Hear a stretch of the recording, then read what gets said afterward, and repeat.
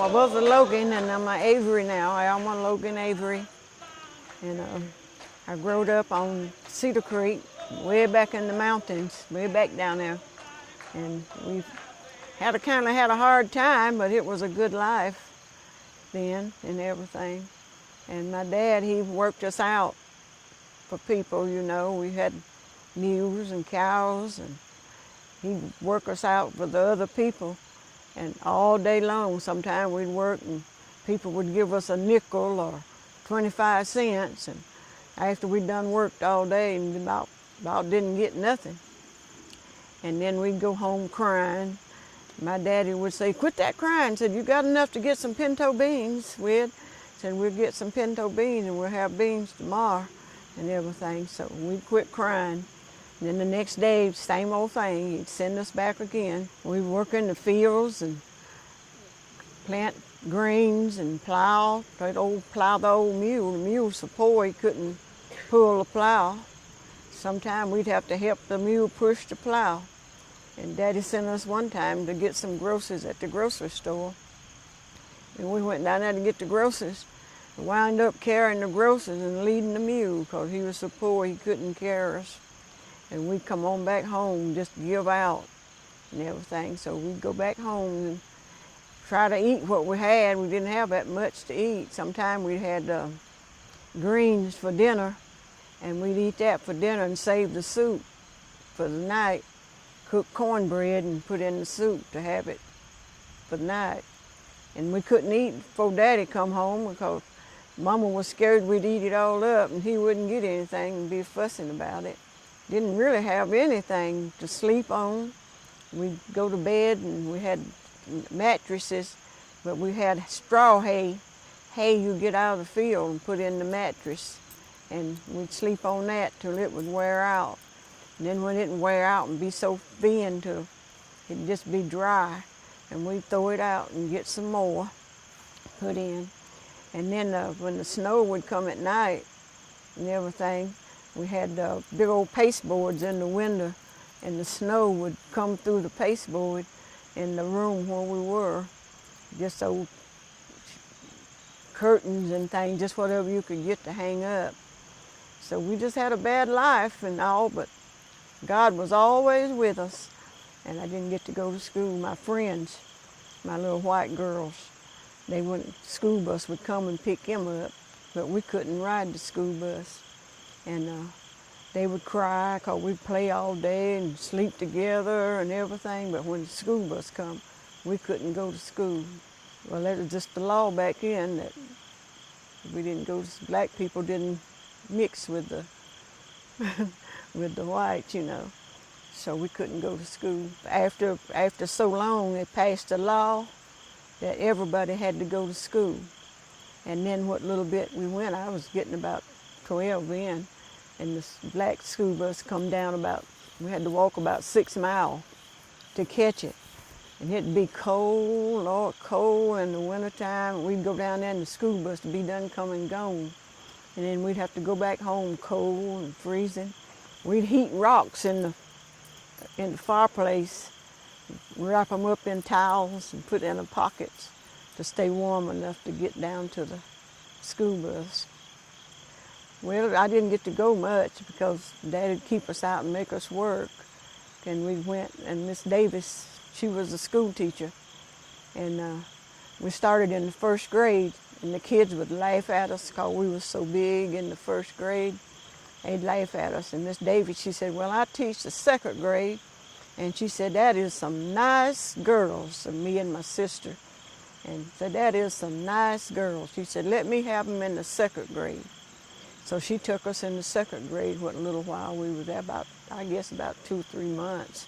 Went to school, and then I quit school because Daddy kept us out to work. And I quit school and started coming up back home, doing whatever I could do with We'd make sauerkraut and canned beans in the summertime, because if we didn't, in the wintertime, you didn't eat. And then we'd can, chop it with a knife, just stand there and chop them cabbage with a knife till they got real fine. We canned green beans and made tomato soup and jellies and jams, just whatever was coming along. We made it. I'm still making it too. I've been selling it now for, I guess, about 30 years since I retired from the plant. I been selling it. My daddy, he was pretty rough. Now he put the lead on you. If he tell you to go out and do something and you didn't do it, you got a busting. And we'd take a switch, it would make us go and get our own switch to whip us with. And we'd take a knife and trim around it. So when he'd draw back to hit us, it'd break. And then we'd get a double whipping. He didn't farm that much, just little gardens, didn't have that much place to farm at. And yeah, he made liquor. And we'd have to go and take sugar and stuff to the liquor store and all that in big old barrels. I remember one time I had a barrel on my shoulder and my brother's barrel fell off and went down that big old hill, boom, along, boom, along, boom. She said, "My barrel is gone down to the creek." And he couldn't find it no more because it just went on down and busted out. And then the mailman, he always liked my daddy's whiskey. And he said, "I ain't supposed to tell you all this." He said, "But if you know where the liquor still is, you go and tell your daddy that they got it surrounded and he'd better get out of there." And before we got to where the liquor store was, they'd done surrounded him. Daddy was so smart, he never did get caught. I was cooking in the house when I was 6-year-old, and I guess about 7. And I'd cry to go to the field because I loved the field. And Daddy would make me go to the field and then go back home and cook dinner for them about 10, 11 o'clock. Have dinner for the rest of them because I wouldn't stay home. Since I wanted to go to the field, he'd make me go to the field and then send me back home to cook. So I got the field and the cooking. So I do both. We cook cabbage and whatever you can get a hold of, or potatoes, or pinto beans, or stuff like that. Just for a cold or something like that, or we'd have a bone set and just boil it real good, and it'd be real black and tasty, but it would clear it up. Rabbit tobacco, lion's tongue, stuff like that. Boil it and drink it. It was good. It would really work. Sometimes it worked now. Sometimes I go to the doctor and stuff, and it don't do it. Give me an old remedy and it knock it out. The plant I worked in, oh Lord, it was pretty good and pretty bad. What was the name of it? Alton Box. It was Alton Box, textile paper plant, and Jefferson Smurfix. I went through three things. So where was it located? Over at Mountain Home.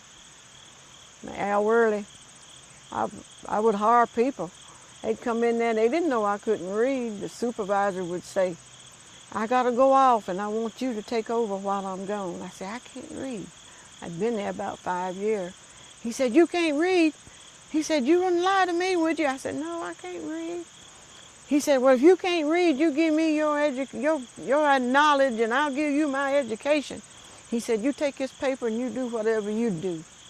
So he went on off and come back, and I had everybody working like, he said, "You got everybody where I'd put it." "Well, what do you think?" I said, "What do you think I've been watching you do all the time?" We made spools for thread, and a lot of the people would come in and I'd train them. They were so mean. Some of them were so mean, some of them were so good, and some of them I won't even tell about it, but still, I made it through.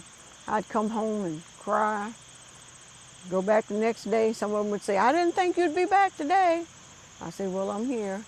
Yeah, my husband, he was about one of the first farmers in there, him and Red Anderson, and we'd cook fish fryers and everything, but he was always there at the farmer, at the fire department.